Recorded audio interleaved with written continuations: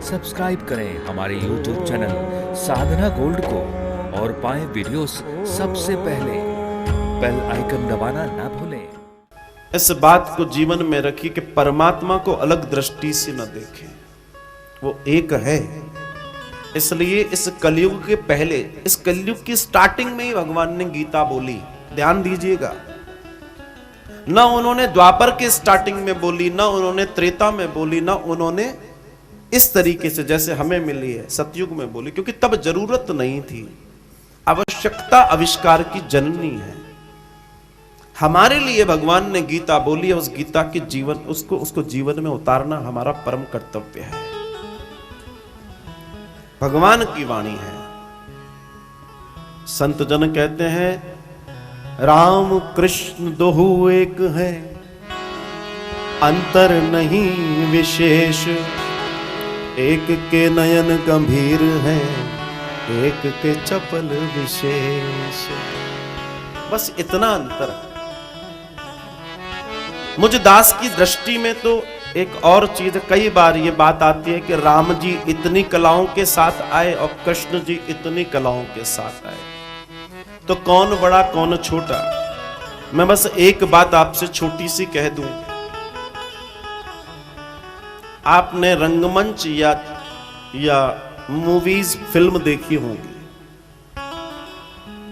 तो उसमें कई बार यह होता है कि जो हनुमान जी की एक्टिंग कर रहा होता है रामलीला में, वो कई बार रावण भी बनता है। आपको नहीं मालूम, उसको रावण बनने का मौका भी मिलता है। कई बार वो हनुमान जी भी बनता है, कभी वो कुछ बन जाता है। लेकिन वो जो है, मान लीजिए उसका नाम राम मधुन शर्मा है।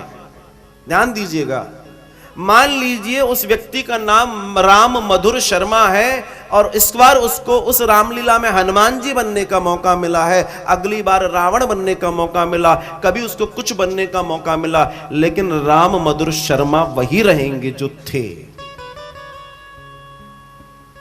अरे जैसी जो भगवान को लीला करनी है वो उतनी तो करेंगे।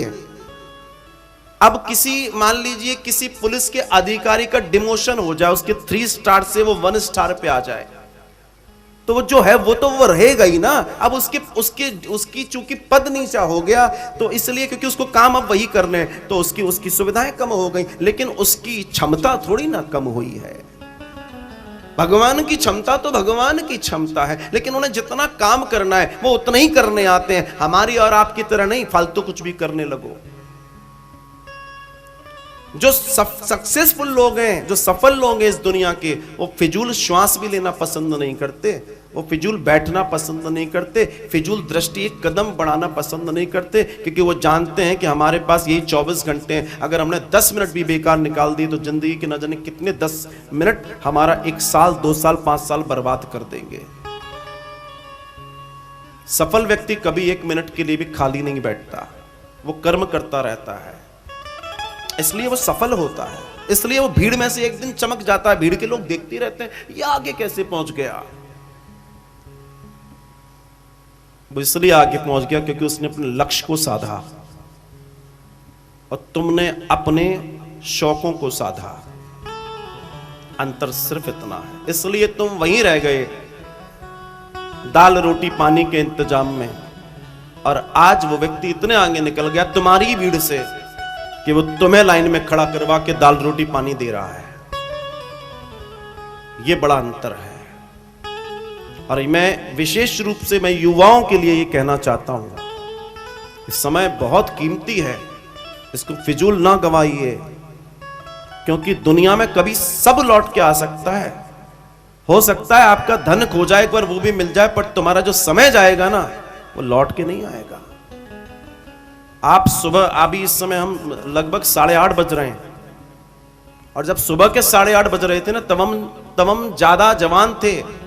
हम इन 12 घंटों में बूढ़े हो चुके हैं और बुढ़ापे की तरफ जा रहे हैं, मृत्यु की तरफ जा रहे हैं। शरीर हमारा पुराना होता जा रहा है, हम हर पल घट रहे हैं, हम बढ़ नहीं रहे हैं। आप लोग सोचते हो ना, वो जो जब आपका वो आता है, वही जिस समय आप घड़ी पैदा होते हो, फिर आप सेलिब्रेट करते हो जन्मदिन, हैप्पी बर्थडे, तो बड़े शौक से आप मनाते हो, पर कभी गौर किया है आप मना किसका सेलिब्रेशन रहे हो, जाने वाले का या आने वाले का? और जो आने वाला है वो और घाटे वाला है। भाई हमारी तो आयु घटी है ना, बड़ी थोड़ी है। लेकिन हम कैलकुलेशन नहीं करते, हम भीड़ में, वो भेड़ देखी है, एक भेड़ जहां जाएगी सब वहीं जाएंगे। Without calculation everybody is running, सब दौड़ रहे हैं बिना कैलकुलेशन के। लेकिन मेरे गोविंद, मेरे गोपाल, मेरे माधव, मेरे राम, मेरे कृष्ण, ये सूत सूत काम करते हैं। सूत सूत देना, सूत सूत लेना, इनकी किसी से रिश्तेदारी नहीं है।